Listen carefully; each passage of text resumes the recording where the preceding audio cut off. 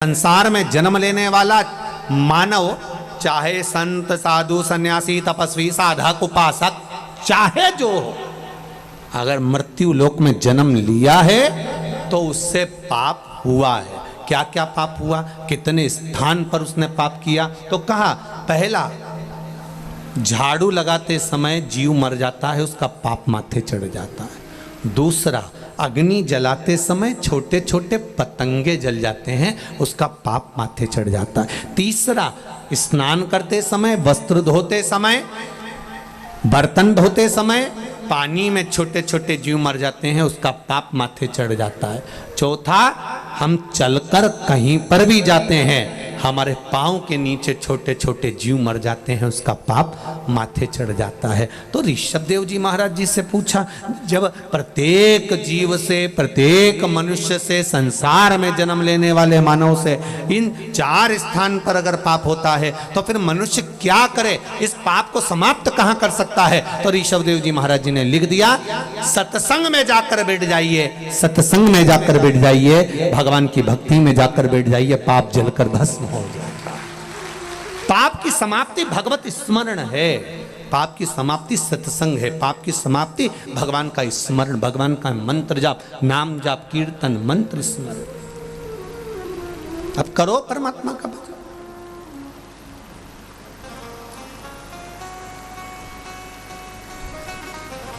आप भगवान का भजन में नित्य लगिए, पाप छिन्न। जब अदालत में पेशी कर कर कर थक जाते हो, तब वकील कहता है राजीनामा, अरे बोलो, जम के बोलो, राजीनामा कर लो। तो आकड़, मैं काय को करूं? तो क्या और चलने दो, और पेशियां चली, थक गए। तब वकील ने फिर कहा राजीनामा कर लो। मैं काय को करूं, मैंने इतने बड़े बड़े वकील कर रखे। फिर पैसी पे पैसी चली, एक अदालत से काम छूटा, दूसरी अदालत में पहुंच गए, फिर पैसी। फिर वकील ने कहा, जम के बोलो, राजीनामा कर लो। वकील कोई मूर्ख नहीं होते, वकील भी अक्ल वाले होते हैं। और एक बात वकील हमेशा कहता है कि ज़िंदगी में अगर वकीलों से सीखना है तो वो आपको समझाकर एक बार ज़रूर कहेगा कि एक बार अच्छे से विचार कर लो, राजीनामा कर लो। ये हर वकील कहता है। हाँ, जिसको ज़्यादा खाना हो तो भले नहीं कहेगा क्या करना राजीनामा करके, अभी तो चलने दो, केस चलने दो, केस चलने दो, केस चलने। पर जो चतुर वकील होगा, विद्वान होगा, ज्ञानवान होगा, जो चाहेगा आपका हित, तो वो कह देगा कुछ नहीं, राजीनामा करो और अपनी जिंदगी खुश होकर जियो। जब तक केस चलेगा तब तक तू डिप्रेशन में रहेगा। सही है कि गलत है? छोटा सा भी अगर अदालत में केस चलता है, प्रॉपर्टी का, संबंध का, रिश्तों का, धन का, दौलत का, आदि गलत गलत कार्य का अगर केस चल रहा है, तो तुम रात को सही से सो नहीं सकते। आधी रात को एकदम याद आ गई तो उठ के बैठ जाओ। सेल टैक्स, इनकम टैक्स आदि के जीएसटी वीएसटी, जरा सा याद आ गया, वो फाइल तो रह गई तुरंत। अब पत्नी भी कह रही है, क्यों उठ के बैठे हो, सो क्यों नहीं जाते?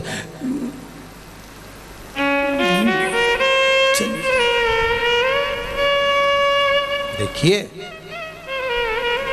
छोटा सा रबड़, देखा है रबड़, छोटा सा नोट की गड्डी में लगाने वाला जो रबड़ आता है ना, छोटा सा, उस रबड़ को एक बार लपेट लो, दूसरी बार लपेट लो, तीसरी बार अगर खींचा तो बोलो बोलो, जम के बोलो, टूट गया। अब इतने छोटे से नोट की गड्डी में लगाने वाले रबड़ को तुम मिठाई के डब्बे में लगा सकते हो क्या? 2 बार? नहीं, टूट जाएगा।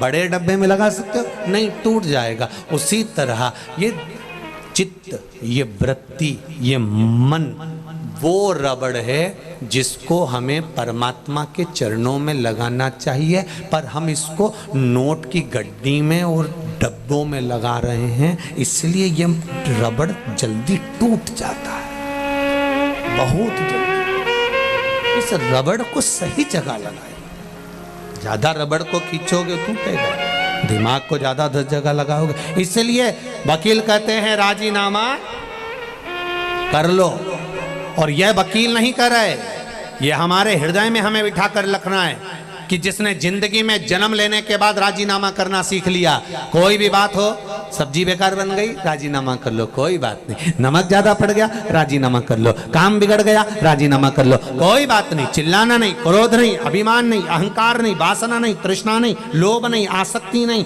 काम नहीं, राजीनामा करना जो सीख गया तो उसका जीवन एकदम क्लीन और आनंद में हो गया। जिसकी पेशियां चलती रहती है, हर बात में जवाब देगा। उसने कुछ कहा पत्नी ने, मैं तुमसे कब से कह रही हूं, और इसने पलट के जवाब दिया, तो तू जवाब दे, अगली पेशी उसकी देख। तुरंत वो भी तैयारी में बैठी थी, फिर उसने सुना दिया, उसने पेशी चालू करी, फिर इधर से फिर उधर से। राजीनामा करना से, थोड़ा सा नर्म बनना से। रखो, देवराज को ले गए। शिव महापुराण की कथा कहती है, अभी तक खड़े थे, देवता लेने के लिए अब आए हैं गण दूसरे। सेठ जी की कथा चल रही थी, सेठ जी दान पुण्य करे तब तक अच्छे लोग खड़े मिले थे, बेकार कर्म करा तो काले काले भयंकर भूत जैसे खड़े मिले। पूछा तुम कौन हो? लाने लेकर जाने वालों की ड्यूटी चेंज हो गई है क्या? पहले तो सुंदर लोग आए थे, अब काले काले लोग आए। कहा नहीं नहीं, ये कर्मों के अनुसार है, पहले तुम्हारे कर्म अच्छे थे इसलिए देवता आए थे, अब कर्म बिगड़ गए इसलिए यम के दूत बंदी बनाने के लिए आए। आपके कर्म अच्छे होंगे आपको अच्छा मिलेगा। यमदूत की जगह पर भगवान शंकर के गण देवराज को लेकर जा रहे थे। देवराज ने चलते चलते गणों से पूछ लिया, मैंने पुण्य कौन सा किया जो आप मुझे लेने आए हो? कहा तेरा एक पुण्य प्रबल है, तेरी माता ने 1 लोटा जल शिवजी को समर्पित करा, और तेरे प्राण जो छूटे हैं ना, तेरी बुद्धि जो गई है, तुझे बेलपत्र के वृक्ष के नीचे जो तेरी बुद्धि लेकर गई है, इससे तुझे फल की प्राप्ति।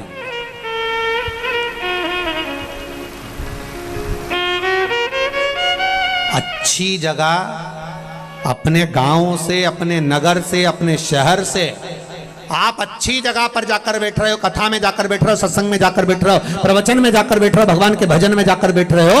अच्छी जगह से आप अगर भगवान कीर्तन में जाकर बैठ रहे हो, अच्छी जगह से आप अगर भगवान के भजन में जाकर बैठ रहे हो, तो भगवान को धन्यवाद देना कि जरूर हमारे पूर्वजों का कुछ पुण्य हुआ होगा, जिसके बल पर हमें यह पावन कथा श्रवण करने का सौभाग्य मिला। हम रतनलाल जी, सुराना जी को तो धन्यवाद देंगे, पर इनसे ज्यादा इनके पूर्वज माता पिता स्वर्गीय जयचंद जी को, श्रीमती कमला देवी जी को, इनको साधुवाद देंगे कि उनका आशीर्वाद जो फला वो आज पुण्य के रूप में ये शिव महापुराण के रूप में मिला। ये पूर्वजों की कृपा से, और वो भी श्राद्ध पक्ष।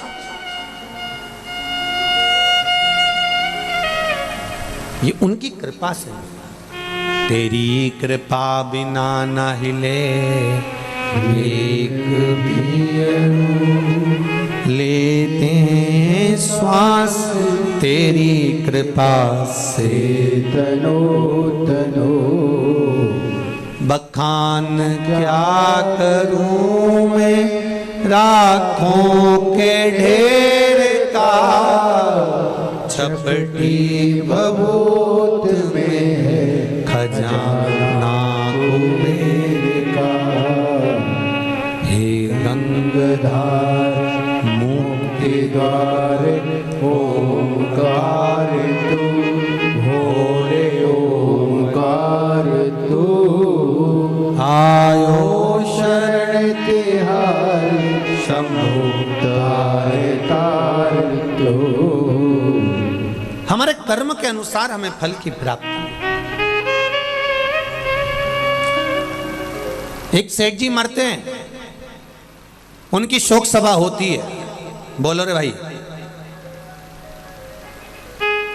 बोलो तो होती कि नहीं होती? होती है। एक गरीब मरता है, उसकी शोक सभा होती है। अरे बोलो तो रे भाई, नहीं होती। सेठ जी मरे तो शोक सभा हुई, गरीब मरा तो शोक सभा हुई नहीं। कारण क्या था? क्योंकि सेठ जी अपना शोक पूरा करते करते करते करते जिंदगी गवा दिए और आज तक मरते तक भी इनका शोक पूरा नहीं हुआ, इसलिए इनकी शोक सभा हुई। पर गरीब का कोई शोक नहीं होता, इसलिए उसकी शोक सभा भी नहीं होती। वो मस्त अलमस्त।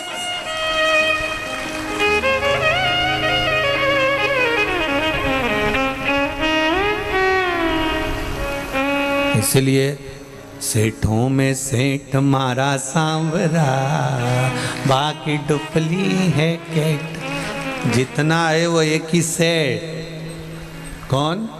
सांवरिया सेठ, बाकी के सब। सेठ मरा, पैसे वाला मरा, धनपति मरा, करोड़पति मरा, बहुत अंबारपति मरा तो उसकी शोक सभा हो रही है, क्योंकि वो जिंदगी भर शौक पूरा नहीं कर पाया। कभी फ्रिज, कभी वॉशिंग मशीन, एक दुकान से काम नहीं हुआ दूसरी दुकान में गया, दूसरी दुकान से काम नहीं हुआ तीसरा, एक हैंडसेट हाथ में था, गड़बड़ हुआ जल्दी से बदल लिया। शौक पूरे नहीं हो रहे, इसीलिए इनकी शोक सभा होगी। पर गरीब का कोई शौक नहीं। एक जोड़ कपड़े में माँ बेटा था, खेत में से निकल कर आया, श्री बालाजी सरकार का दर्शन करा, दर्शन करके कथा सुनी, वो कथा सुन के अपने घर आराम से चले गया। कोई मतलब नहीं उसको, काम क्या मिल रहा है नहीं मिल रहा है, वो अपनी मस्ती में बैठा हुआ है, आनंद में अपनी जिंदगी खुश होकर जी रहा है, और उसको उसके कोई शौक है ही नहीं।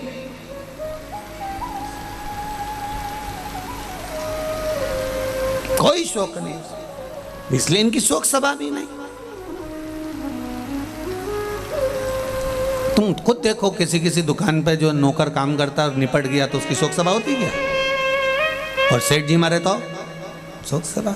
इनके शोक कभी पूरे नहीं हुए, इसलिए इनकी शोक सभा होना जरूरी है। कभी जिंदगी में पूरे नहीं हुए। इन्हें एक प्रॉपर्टी खरीदी, मन नहीं भराया, दूसरी से मन नहीं भराया, तीसरी से मन नहीं भराया, चौथी, और जोड़ जोड़ जोड़ जोड़ आखिरी में सब यहीं छोड़, इतना बड़ा फोटो और प्लास्टिक के फूल की माला और 2 अगरबत्ती और गुलाब की माला, थोड़े दिन तक 12-15 दिन, इससे ज़्यादा कुछ नहीं। वो मालवा के संत श्रीनागर जी महाराज नहीं कहते, तेरा तेरा दिन याद करे, क्यों रे मन सुमिरन क्यों नहीं करे।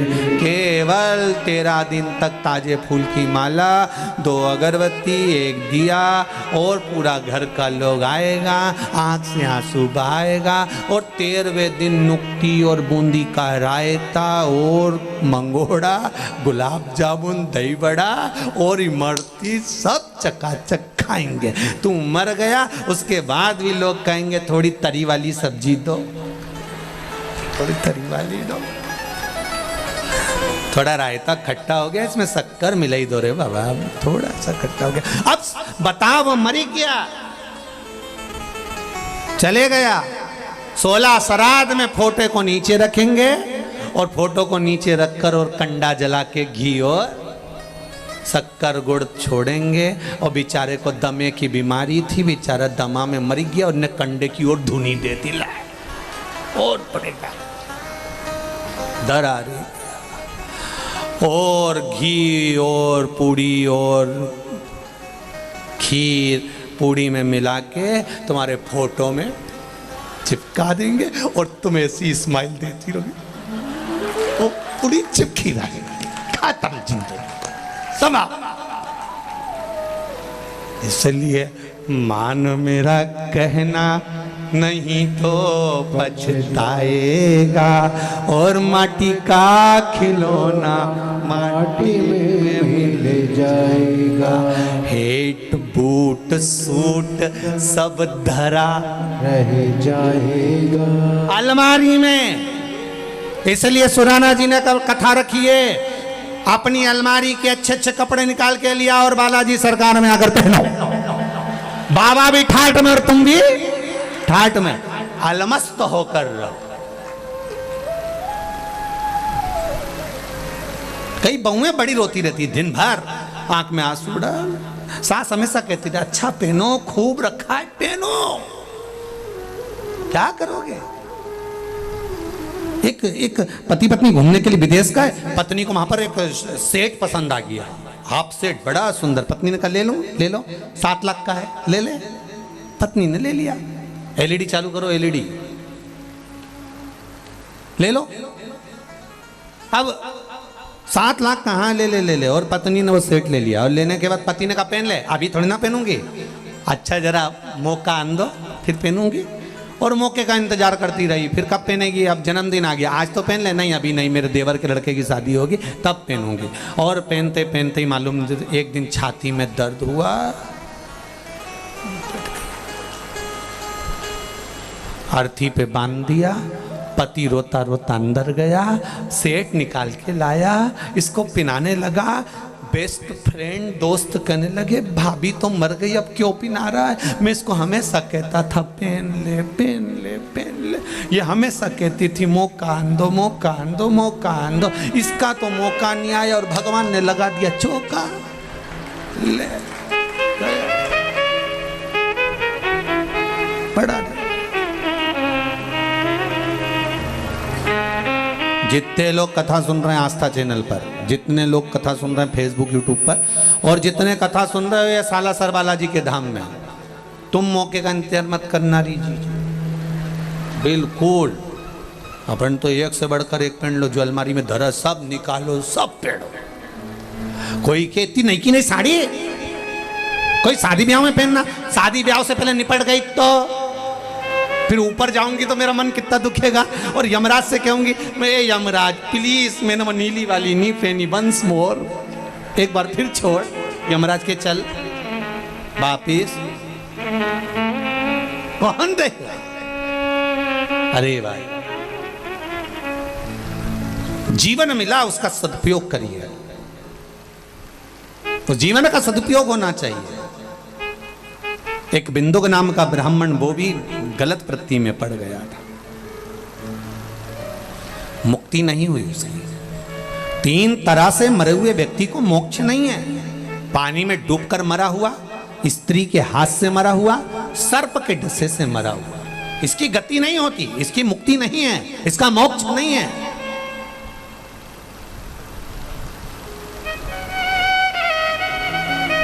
अगर किसी स्त्री के चक्कर में, किसी नारी के चक्कर में, किसी नारी के कहने पर, किसी स्त्री के कहने पर कोई मर गया, उसकी मुक्ति नहीं है। सर्प के डसे से मर गया, उसकी मुक्ति नहीं है। पानी में डूब कर मर गया, उसकी मुक्ति नहीं है, मोक्ष नहीं है। कितनी बड़ी बात लिखी है शिव महापुराण में। अधोगति में मरा हुआ, गर्भ में कोई 4 महीने का, 6 महीने का, 8 महीने का, 9 महीने का, या गर्भ से निकलकर कुंवारी अवस्था में मर गया, कोई युवान अवस्था में एक्सीडेंट में या कोई गलत कार्य में मर गया, इनकी गति नहीं होती महाराज। पिंड भी नहीं मिलता, चाहे गया जी में जाकर दे दो, चाहे ब्रह्म कपाली में जाकर दे दो, इनको पिंड नहीं मिलता, इनको तर्पण नहीं मिलता, इनके तिलांजलि नहीं होती। अगर ब्राह्मण भोजन भी करे तो इनके खाते में नहीं जाता, जो कुंवारी अवस्था में मर गया।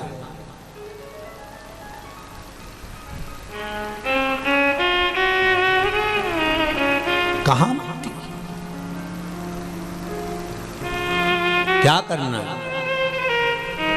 तुमरुका जी ने चंचुला देवी से कहा इनकी एक ही मुक्ति है, शिव महापुराण की कथा। कुछ देव मत देव। एलईडी चालू करवाइए, एलईडी। कुछ देव मत देव, कुछ देव ना देव कोई।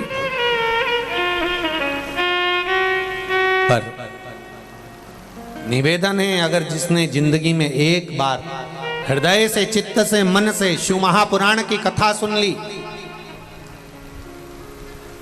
ध्यान देना जरा, श्राद्ध चल रहा है ना, श्राद्ध के अंतर्गत क्यों कहा जाता है कि बाजार से भोजन खरीद कर श्राद्ध नहीं करना?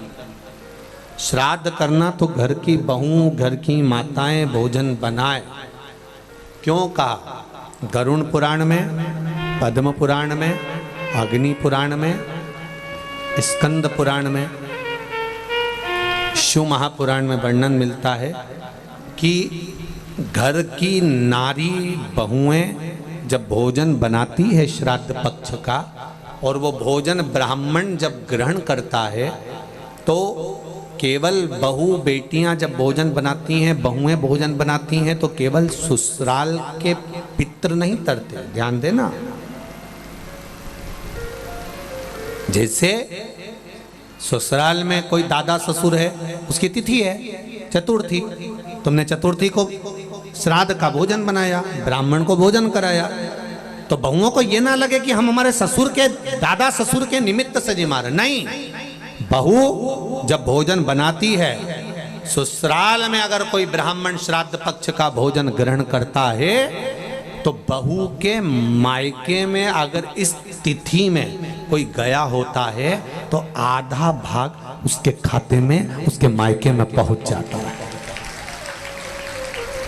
बहू को यह बात का अंदाजा रहना चाहिए कि केवल आप ससुराल वालों के लिए श्राद्ध में भोजन नहीं बना रहे, वहां भी। इसलिए जब पिंडदान होता है, तर्पण होता है, तिलांजलि होती है, तो गया जी जाते हैं, तो वहां पर नाना पक्ष और यहाँ का पक्ष दोनों का नाम लिया जाता है। बोलो सही है कि गलत है? तुम्हारे पिताजी का नाम बोलो, दादाजी का नाम बोलो, फिर वहां पूछेंगे तुम्हारे नाना जी का नाम बोलो, पर नाना का नाम बोलो, वहां पूछा जाता है। दोनों कुल को, दोनों परिवार को। इसलिए बहू बेटियों को चाहिए, घर की माताओं को चाहिए, जब भी भोजन बनाए वो बड़े प्रेम से बनाए, आनंद से।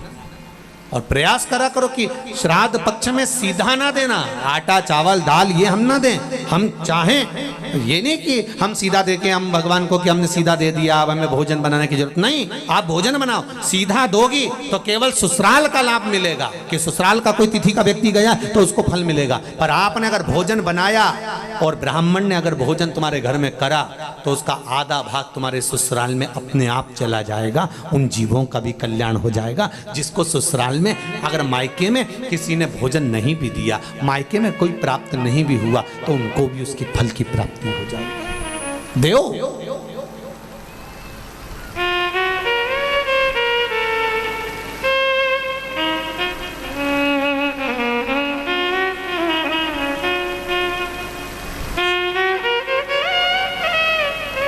महाराज,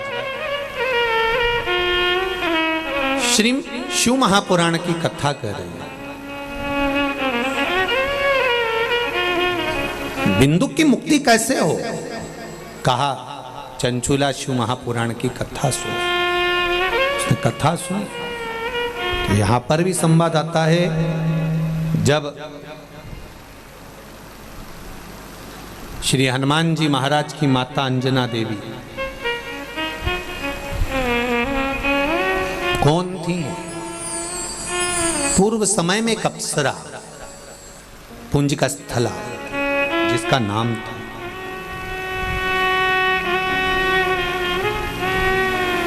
क्या नाम है? जम के बोलो। पुंजिका स्थला। क्या नाम है? बोलो, जम के बोलो जरा।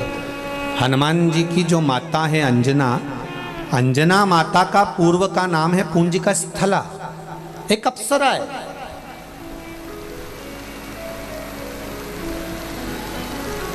बड़ी सुंदर है।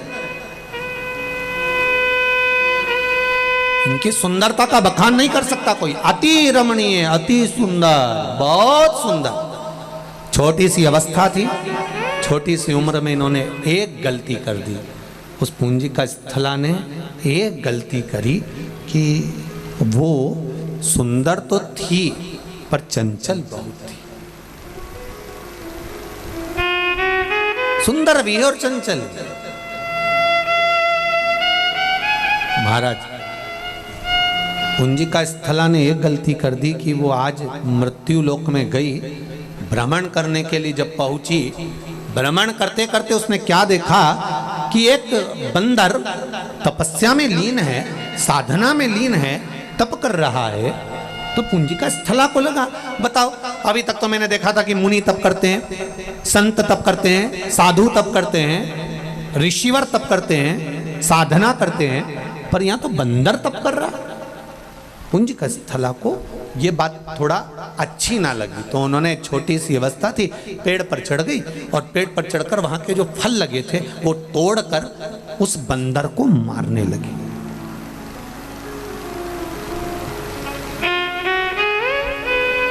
हमें स्मरण नहीं हो पाता, हमारे घर के जब छोटे बच्चे कोई गलत कार्य करते हैं तो हम बड़े खुश होते हैं कि एक छोटा बच्चा चींटा पकड़ता है ना, छोटा बच्चा जी चींटी पकड़ता है ना, तो घर की माताएं, घर के लोग बड़े खुश होते, देखो पकड़ रहा है, देखो पकड़ रहा है। उसको समझाना चाहिए, नहीं नहीं, कोई जीव की हत्या नहीं करना, कोई जीव को कष्ट नहीं देना।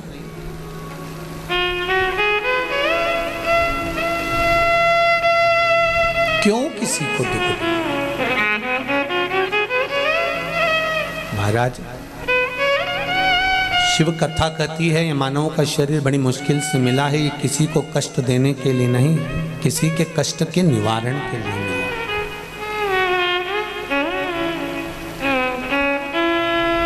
आपने शिव महापुराण की कथा में से कुछ सीख लिया कि मुझे 27 बार श्राद्ध पक्ष में शंकर भगवान को जल चढ़ाना है, या 27 मनके की माला से जाप करना है, या 27 बार मुझे मंत्र का स्मरण करना। केवल आपने सीखा और आपकी जिंदगी संवरने लगी, तो उसमें आपका फायदा है, उसमें आपका लाभ। जैसे एक पत्र आया है, देखिए,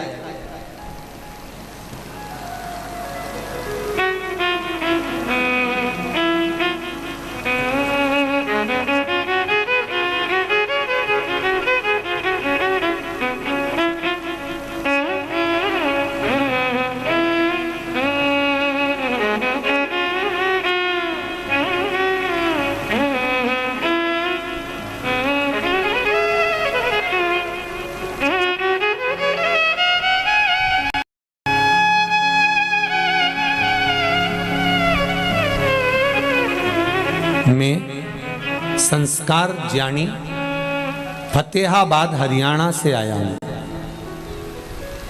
कहीं बैठे हो तो हाथ हिलाइएगा,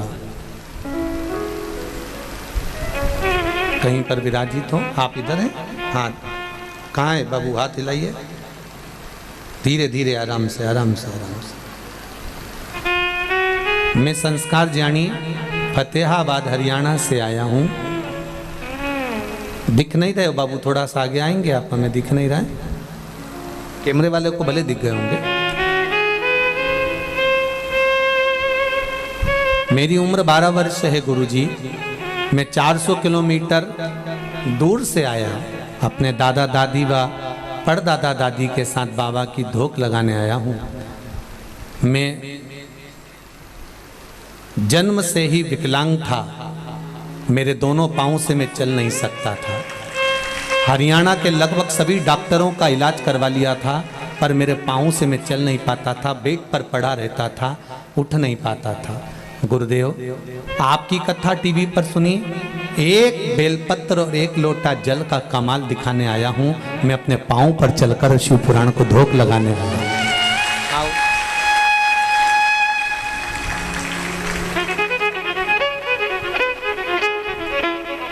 मेरी पूरी जिंदगी 12 वर्ष पलंग पर पड़े पड़े निकल गई। सारे डॉक्टरों ने कहा था कभी नहीं चल सकता, पर एक बेलपत्र एक लोटे जल ने मुझे चलाया है गुरुदेव।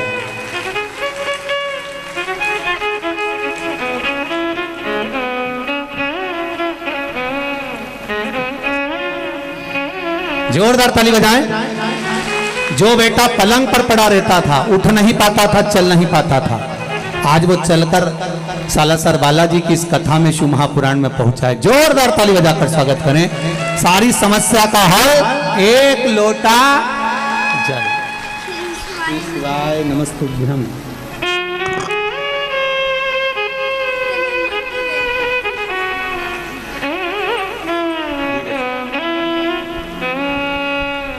चलने की खुशी क्या होती है, इस बच्चे से पूछिए जो जीवन का इतना आनंद पाया है।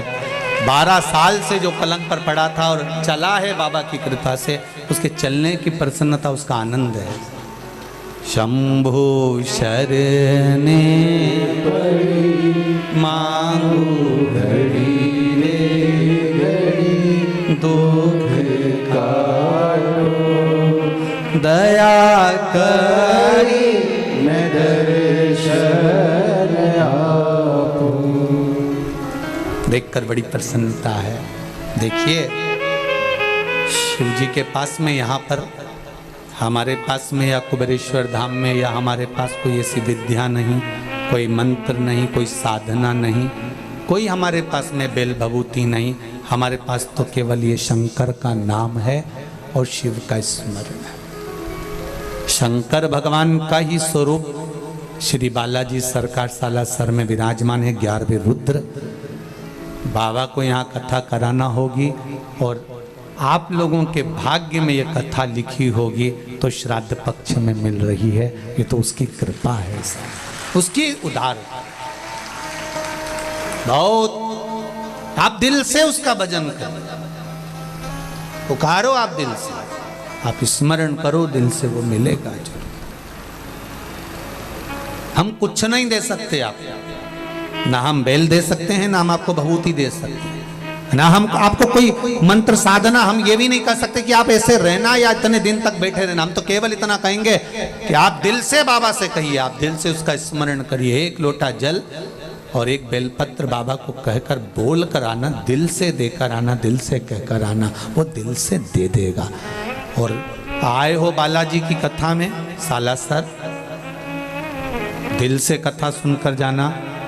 मेरे बालाजी सरकार से और मेरे भोलेनाथ जी से कहकर जाना, बाबा मैंने सुना है कि तू कथा सुनने वालों को देता जरूर है। मैं आई हूँ आस लेकर, 3 महीने में मेरे मन के भाव पूर्ण करना, मैं फिर कथा में पहुंच जाऊं, ऐसी कृपा कर देगा वो। चित्त वृत्ति में आनंद हो। हम सालासर मंदिर के पुजारी श्री मिट्ठू जी से कहते थे हमेशा कि एक बार सालासर कथा करना है, पर व्यवस्था हम लोगों के आना नहीं हो पाता, समय नहीं मिल पाता। मिट्ठू जी हमेशा कहते थे कि आप आइए, कभी योग बनेगा। और आज सुराना परिवार के द्वारा जो कथा हो रही है, मुझे तो लगता है कि मेरे बालाजी सरकार ने सुना होगा और यहाँ करवाया।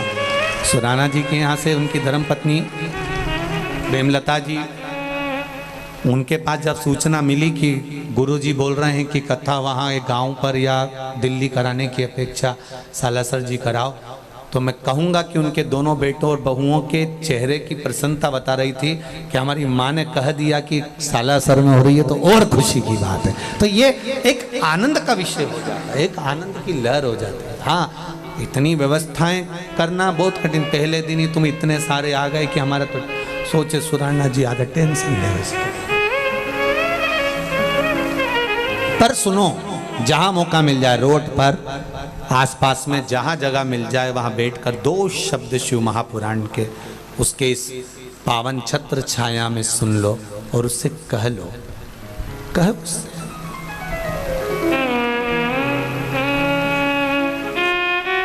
एलईडी चालू करिए। एलईडी वाले नहीं है क्या यहाँ पर? वो एलईडी हम चालू करो। वो सब पीछे से हवाएं लगा रहे हैं, देख रहे हैं भगवान। जीवन का एक आनंद प्राप्त, सुख प्राप्त। महाराज पुंजिका स्थला एक गलती कर गई। पुंजिका स्थला सुंदर बड़ी थी, बहुत सुंदर, बहुत आनंदित थी,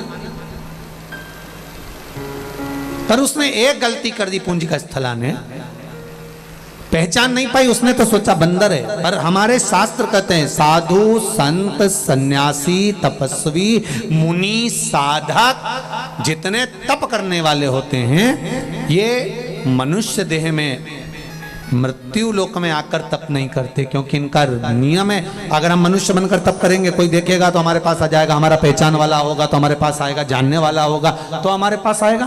तो ये तप करते हैं तो थोड़ा रूप चेंज कर लेते हैं। कोई एक तपस्वी मुनि बंदर का रूप रखकर तप कर रहा था और पुंजिका स्थला ने उस पर फल फेंकना चालू कर दिया। पुंजिका स्थला ने उस पर फल फेंका और जब पुंजिका स्थला ने फल फेंकना चालू करा, संत को क्रोध आ गया। क्रोध आते से ही संत ने कह दिया, ए कन्या, तो इतनी सुंदर है, इतनी ज्ञानवान है, इतनी विद्वान है, उसके बाद तू मेरे पर फल फेंक रही है? मैं तुझे श्राप देता हूं, मैं तुझे श्राप देता हूं, तू अगली बार अगर मृत्यु लोक पर आई और मृत्यु लोक में आने के बाद अगर तूने अपनी सुंदरता के अनुसार किसी को प्रेमवश देख लिया, किसी से तेरा प्रेम हो गया, स्नेह हो गया, तो किसी के प्रति आसक्त हो गई, तेरा प्रेम अगर अधिक हो गया, तो सुन हे पुंजिका स्थला, सुन ले, तू तेरा जो चेहरा है, तेरा शरीर भले सुंदर होगा पर तेरा चेहरा बानर का होगा। काय का होगा? बंदर का। तेरा चेहरा बन जाएगा क्योंकि तूने मुझे बंदर जानकर मेरे ऊपर फल फेंका है, तेरा चेहरा बंदर का हो जाएगा, ये मेरा श्राप है।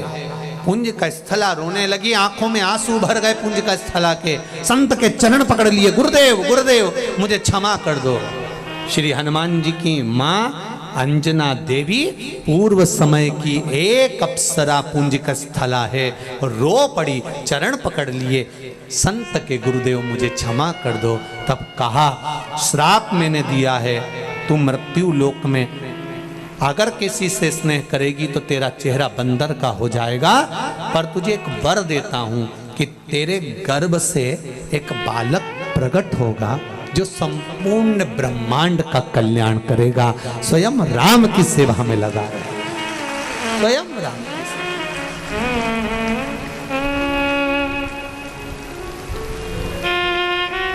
पुंजिका स्थला रोती रोती देवराज इंद्र की सभा में पहुंच गई। जब बड़ी हुई देवराज इंद्र की सभा में पहुंच गई, रो रही है। अप्सरा का काम क्या है? नृत्य करना। नृत्य करते करते पुंजिका स्थला की आंख में आंसू भरा हुआ।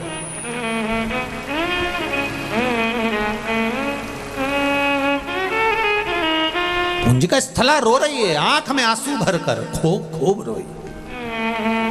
इंद्र ने देखा, इंद्र का ध्यान तो उसके चरणों पर था जो नाच रही थी अप्सरा, पर इंद्राणी का ध्यान उसकी आंख की आंसू पर था। नारी वही श्रेष्ठ है जो दूसरी नारी के दर्द को जाने। पराए दर्द को जो अपनाए उसे इंसान कहते हैं। महाराज, जो दूसरे के दर्द को देखकर दुखी हो, दूसरे के दुख को देखकर दुखी हो, दूसरे के दुख को देखकर उसकी आंखों में भी अश्रु सा छा जाए, समझ लो कि ये श्रेष्ठ जीव है, इसकी श्रेष्ठता। इंद्राणी रो रही है। इंद्राणी ने देखा, पूछा क्या हो गया? हे पुंजिका, इधर आओ। पुंजिका स्थला अप्सरा दौड़कर इंद्राणी के पास गई। क्या हो गया? मैंने बानर के ऊपर फल फेंका था और मेरे को श्राप लग गया कि मेरा चेहरा बंदर का हो जाएगा। मैं किसी को स्नेह बस देख नहीं सकती। कोई बात नहीं, तेरे गर्भ से एक बेटा भी तो जन्म लेगा जो संसार का कल्याण करेगा। एक काम करना पुंजिका स्थला, क्या मेरा पति इंद्र स्वर्ण का शिवलिंग बनाकर पूजन करता है, तो मृत्यु लोक में जाकर बालू के शिवलिंग का निर्माण कर कर पूजन कर। जा।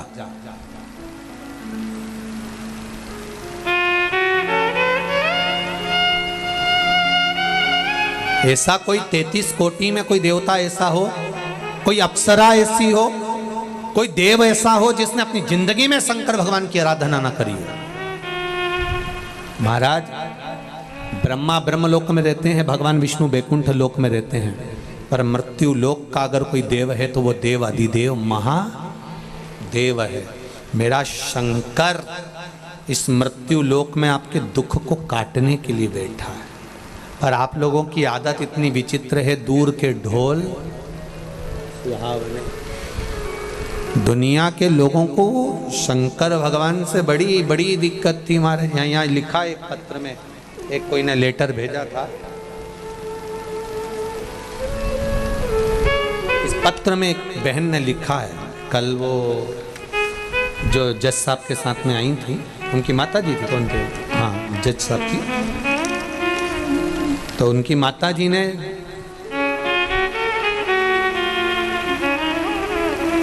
सुधा पाठक पत्नी श्री सीताराम जी 23 विष्णुपुरी दुर्गापुरा जयपुर राजस्थान से ये पत्र, इन्होंने इस पत्र में एक बात बड़ी सुंदर लिखी है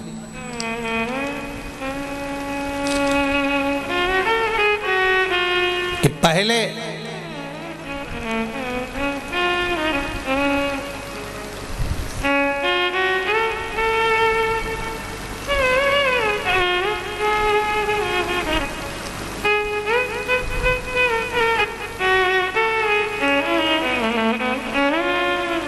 मैं मुरादाबाद में मेरे घर के पास झारखंड में शिवजी का मंदिर था। 68 वर्षीय है सेवानिवृत्त शिक्षक, यूपीएस सरकारी स्कूल शिव कृपा से मेरे 3 लड़के हैं, 3 बेटे, सब गवर्नमेंट जॉब में अच्छी अच्छी पोस्ट पर हैं। मैं पूर्ण तरह से फ्री हूँ गुरुदेव। मैं भी सर्विस में थी, बाबा की कृपा से मैं सेवानिवृत्त हो गई हूँ गुरुदेव। पूर्व के समय में स्त्रियों को शंकर भगवान के शिवलिंग छूने नहीं देते थे।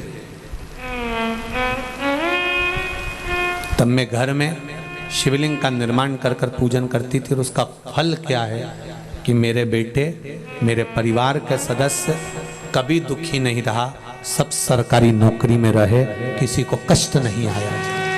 पत्र बहुत बड़ा है, बहुत बड़ा पत्र है। उसको अब एक एक उपाय उन्होंने बताया कि कौन सी तारीख को क्या क्या मिला मुझे, कौन से दिन कौन सी घटना, घटनाक्रम भी लिखा है। 2 नंबर की घटना, 3 नंबर की घटना, 3 नंबर 4 नंबर की घटना, 1 नंबर 2 नंबर 3 4 5 ऐसी घटनाओं का क्रम लिखा कि मेरे जीवन में शंकर ने क्या नहीं दिया। शिव महापुराण की कथा को सुनने पर क्या नहीं मिला मुझे,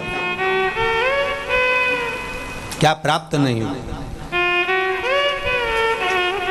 महाराज दिल से कहा। हम कहते हैं कि लोग भले न जानते, पर आज अगर लोगों को जानना प्रारंभ हुआ कि शंकर भगवान को 1 लोटा जल चढ़ाने का क्या लाभ है, एक बेलपत्री या एक चावल का दाना या एक फूल की पंखड़ी भी चढ़ाने का क्या लाभ है। एक बेलपत्र, अगर शुगर बढ़ रही है, बीपी डाउन हो रहा है, गड़बड़ हो रहा है, बीपी लो हो रहा है, बढ़ रहा है, शुगर और गड़बड़ हो रही है, मेरा निवेदन है एक बार शंकर पे चढ़ी हुई बेलपत्र खाना तो चालू करो, केवल हफ्ते में 2 बार। और अगर खाते नहीं बने, मुंह में किसी किसी के छाले पड़ जाते हैं, तोरा लगने लगता है, जीवान तौरी लगती है, स्वाद नहीं आता, तो उस बेलपत्र को पीस कर गोली बनाकर पानी से निकल जाए, उसका लाभ तो देखो।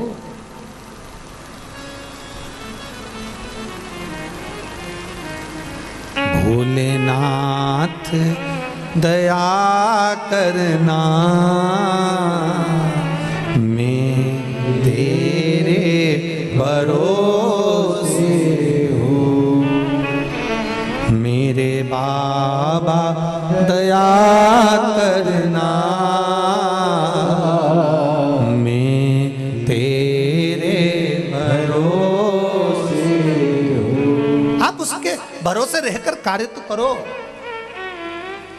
वो बेटा बेटी ने सीए का एग्जाम दिया, हर एग्जाम में शंकर भगवान को बेलपत्र लगाई, शहद लगाकर। दुनिया भले विरोध करे कि शहद लगाने से ऐसा होता है, शंकर जी को चढ़ाने से ऐसा होता है, दुनिया विरोध करती रहेगी। आप भगवान से प्रार्थना करते रहो। शिव महापुराण का एक उपाय भी आप कर रहे हो और दिल से कर रहे हो, तो जैसे मेरे ये बेटा बेटी सीए में पास होते हैं फाइनल में, और वो बेटा अगर चलकर आ सकता है तो मेरा विश्वास है कि शंकर आपकी भी मुराद पूर्ण कर सकता है। दिल से करें, हृदय से।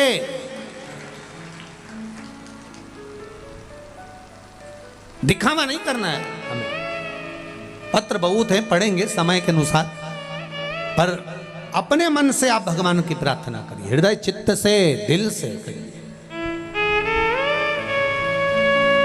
महाराज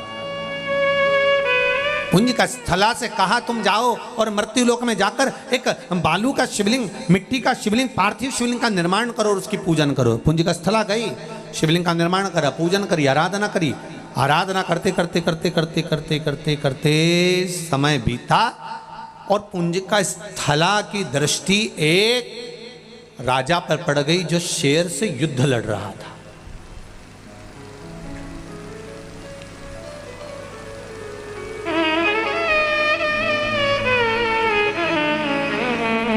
शेर से युद्ध लड़ रहा है। 3 बार शेर ने आक्रमण करा और उस राजा ने उस शेर को मार गिराया। पुंजिका स्थला की दृष्टि उस राजा पर पड़ी।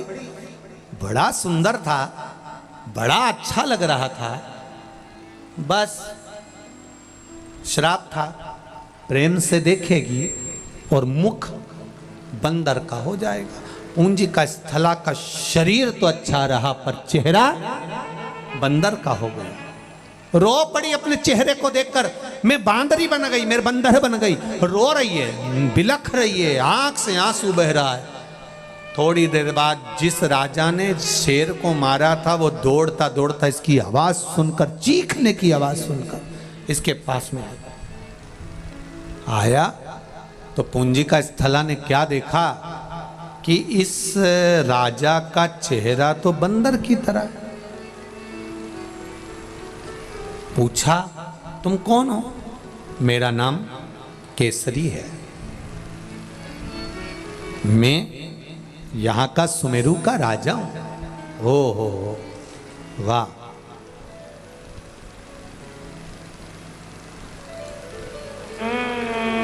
क्यों रो रही हो तुम?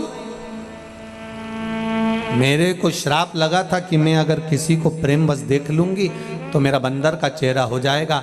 अब मेरा विवाह कैसे होगा? केसरी ने कहा, चिंता मत करो, मेरे को वर मिला हुआ है। मैं कभी मनुष्य का रूप रख सकता हूं, कभी बानर का रूप रख सकता हूं, ये मुझे वर मिला हुआ है। मैं आपसे विवाह करना चाहता हूं। मेरा चेहरा बंदर का हो गया तो भी आप मुझसे विवाह करेंगे? कोई बात नहीं, आप बांदर का चेहरा रखने के बाद भी आप सुंदर हो, मैं आपसे विवाह करना चाहता हूं।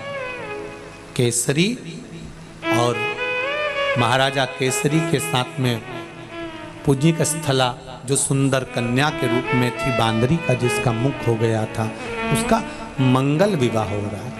कन्यादान कौन करेगा मेरे लिए? मुझे कन्यादान कौन करेगा? मातंग बाबा के पास में सूचना गई तो मातंग ऋषि ने गौतम बाबा से कहा। गौतम बाबा ने अपनी धर्मपत्नी अहिल्या के साथ बैठकर माता अंजना का कन्यादान किया है। महाराज नाम बदल दिया। गौतम बाबा ने कहा इसका नाम पुंजिका स्थला नहीं, मेरी बेटी अंजना कहलाई। कन्यादान किया, विवाह हो गया। कई वर्ष निकल गए, कई साल निकल गए, पर अंजना माता के गर्भ से संतान नहीं, कोई औलाद, कोई संतान।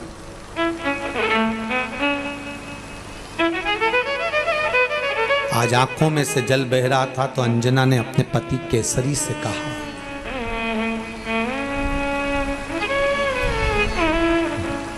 माता अंजना ने अपने पति केसरी बाबा से कहा, स्वामी कई साल निकल गए, जैसे वो माँ अपने बेटे को लेकर आई कि 12 वर्ष के बाद मुझे संतान हुई है, ये शिव कृपा। अंजना की आंख से आंसू बह रहे हैं, मेरे यहाँ इतने वर्ष शादी के हो गए पर मेरे यहाँ संतान नहीं, मेरे यहाँ औलाद नहीं। स्वामी आंख से जल बह रहा है। केसरी ने कहा क्या कर सकते हैं, जो भाग्य में लिखा होगा वही तो होगा ना। अंजना कहती है मेरा विवाह जिस गुरु मातंग बाबा ने कराया, मेरा कन्यादान जिस गौतम ऋषि ने कराया, मैं उनके पास जाना चाहती हूँ, आप मेरे को लेकर चलेंगे क्या? चलो। बहुत ध्यान दीजिए, दुख की घड़ी में समस्या विकट हो कहीं मत जाओ। जिस गुरु ने आपको मार्ग बताया है उस गुरु के पास 2 क्षण चले जाओ, उससे कुछ बोलो मत बोलो, केवल गुरु की दृष्टि ही पड़ जाएगी तो उतने में कल्याण निश्चित हो जाएगा कि हो गया। केवल दृष्टि पड़ जाए बस हो गया। एक बार गुरु देख ले बस, एक बार गुरु की दृष्टि पड़ जाए बस हो गया। कोई तप करने वाला, कोई मुनि है, कोई साधक है, कोई संत है, कोई साधु है, कोई सन्यासी है, कोई तपस्वी है, कोई आराधना करने वाला अपनी जिंदगी की आराधना तप साधना में लगा है, कोई भगवान के भजन में लगा है, कीर्तन में लगा है।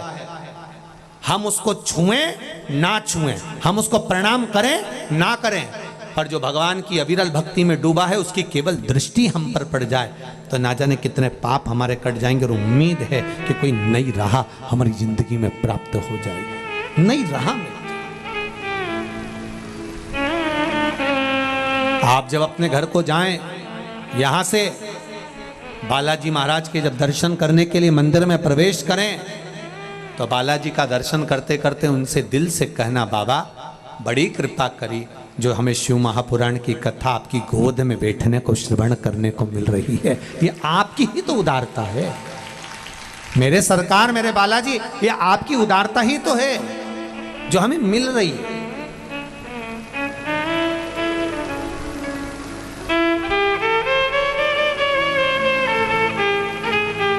कितने जीव सालासर बालाजी धाम में, कोई चिड़िया, कोई पक्षी, कोई पशु, कोई जीव, कोई जंतु अगर भ्रमण भी कर रहा है और कोई की गति नहीं भी सुधरी है, तो मैं तो कहता हूँ बालाजी सरकार ने ये शिव महापुराण की कथा अपने उन जीवों के कल्याण के लिए करवा दी कि इनकी मुक्ति होना जरूरी है, इनका कल्याण होना जरूरी है। भटक रहे हैं ना जाने कहां कहां, कोई चींटी के रूप में, कोई झिंगुर के रूप में, कोई पक्षी के रूप में, कोई पशु के रूप में, ना जाने किस किस रूप में, कोई चिड़िया के रूप में, कोई जानवर के रूप में, कोई जीव के रूप में, इनकी गति होना। और वो गति कोई दूसरा नहीं, भागवत, अन्य पुराण, शास्त्र सब 7 पीढ़ी को तारने के लिए है, पर शिव महापुराण तो 71 पीढ़ी को तारती है साहब। 71 पीढ़ी को पार लगा दे, सहजता नहीं। गई माता मीनों में जल भरा। मातंग बाबा ने अंजना को देखा तो आज पति के साथ आई है। पूछ लिया बाबा ने, क्या बात है, क्या हुआ? अंजना जी कहती हैं, मैं अगर बोलूंगी तो अच्छी बात नहीं, बस झोली मेरी तंग है, तेरे यहाँ कमी नहीं, तेरी कृपा से हूँ यहाँ। बाबा मेरी झोली खाली है, आप कृपा कर दीजिए, आप कृपा कर दो, बस आप कृपा करोगे तो जरूर कुछ मिलेगा,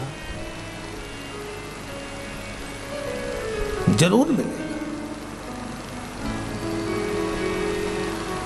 और दिल से कहकर निकलो, मैं सालासर जाना जी, चाहे दुनिया ताने मारे, मैं सालासर जाना जी, चाहे दुनिया ताने मारे, मैं बालाजी जाना जी, चाहे दुनिया ताने मारे, मैं बालाजी जाना जी, चाहे दुनिया ताने मारे, चाहे दुनिया ताने मारे, चाहे दुनिया ताने मारे, चाहे को हार हार।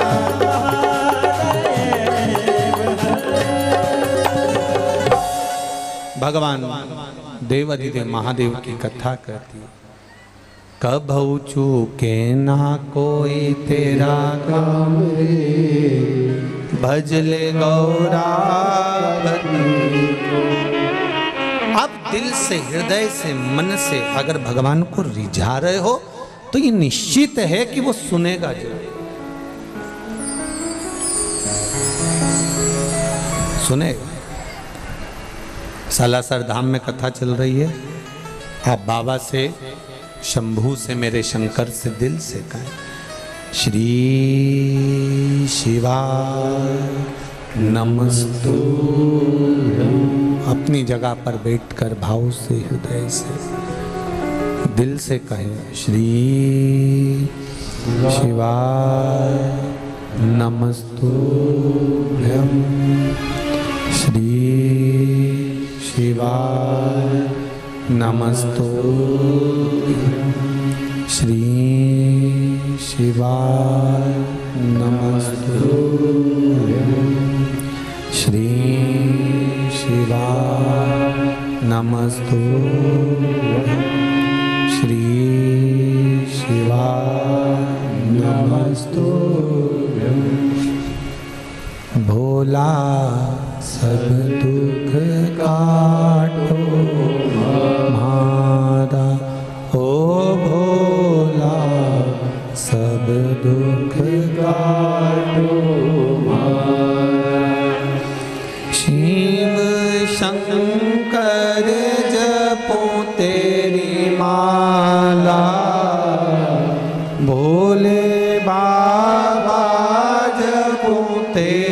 माला, भोला सब दुख काटो भारा, ओ भोला सब दुख काटो भारा। भगवान शिव से निवेदन, भाव से, दिल से, हृदय से सुनेगा वो, ये निश्चित है।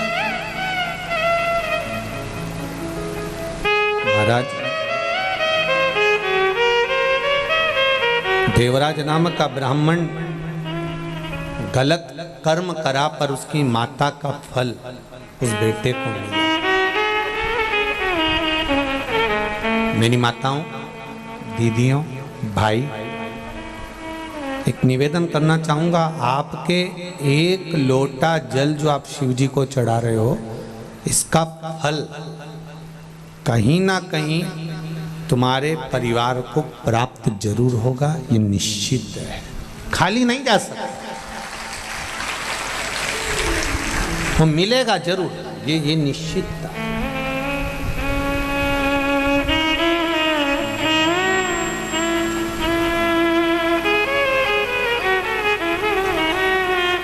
खेत में एक बीज डाल दिया आपने, एक बीज बो दिया आपने, और खेत में अगर एक बीज बो दिया है, डाल दिया है, अब अपने अपने गांव से जब आए होगे तो जंगल देखा होगा, रास्ते में पड़ा होगा, ट्रेन से, बस से, गाड़ी से, फ्लाइट से, जिससे भी आए, कितना जंगल है। अभी जंगल में कोई पौधा लगा है, कोई बीज गिरा होगा, लगा होगा, वहां पानी देने कौन गया हो?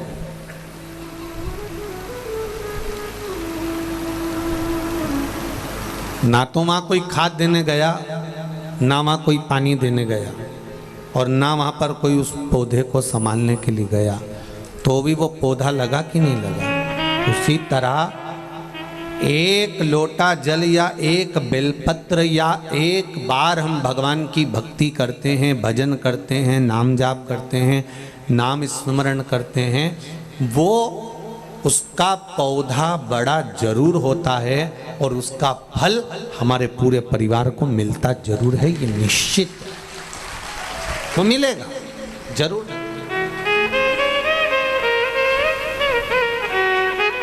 प्राप्त जरूर है। पितृपक्ष में कथा सुन रहे हो,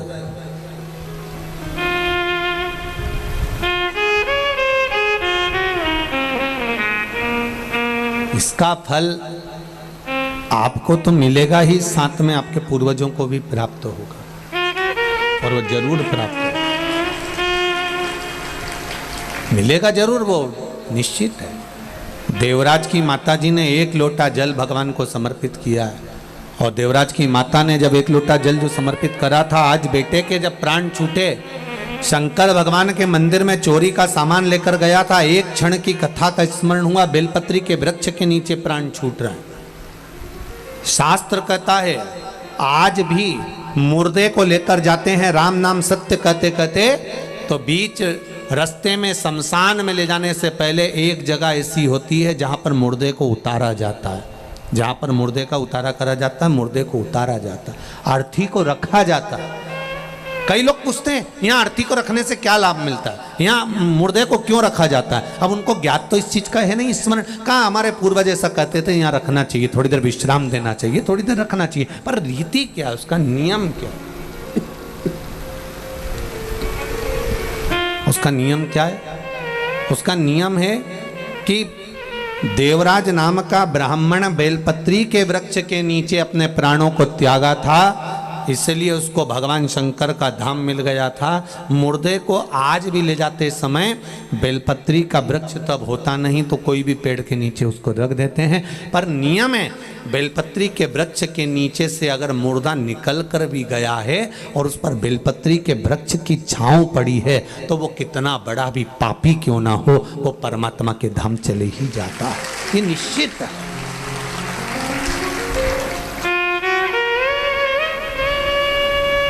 निश्चितता।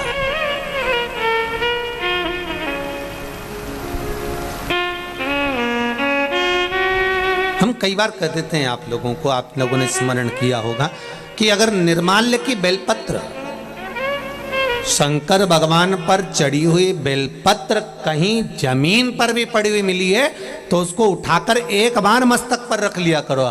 कौटी कौटी पाप ढेर पड़े हुए होंगे हमारे जीवन के, ऐसा कोई व्यक्ति नहीं जिससे पाप नहीं होता। श्री ऋषभ देव जी महाराज का चरित्र आता है, अहिंसा परमो धर्म को बताते हैं और ऋषभ देव जी महाराज कहते हैं हर व्यक्ति से पाप होता है, चाहे वो संसार का कोई मनुष्य हो।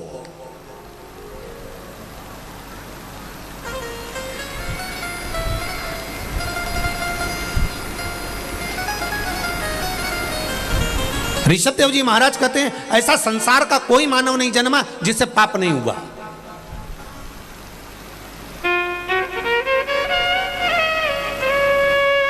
अहिंसा परमो धर्म की लेखनी ऋषभ देव जी महाराज वर्णन करते हैं। किसी ने पूछा ऋषभ देव जी महाराज जी से, हर व्यक्ति पापी है? हाँ। चाहे कोई हो? हाँ। तो ऋषभ देव जी से पूछा गया, क्या संसार में जन्म लेने वाला मानव, चाहे संत साधु सन्यासी तपस्वी साधक उपासक चाहे जो हो, अगर मृत्यु लोक में जन्म लिया है तो उससे पाप हुआ है? क्या क्या पाप हुआ, कितने स्थान पर उसने पाप किया? तो कहा, पहला, झाड़ू लगाते समय जीव मर जाता है, उसका पाप माथे चढ़ जाता है। दूसरा, अग्नि जलाते समय छोटे छोटे पतंगे जल जाते हैं, उसका पाप माथे चढ़ जाता है। तीसरा, स्नान करते समय, वस्त्र धोते समय, बर्तन धोते समय पानी में छोटे छोटे जीव मर जाते हैं, उसका पाप माथे चढ़ जाता है। चौथा, हम चलकर कहीं पर भी जाते हैं, हमारे पाँव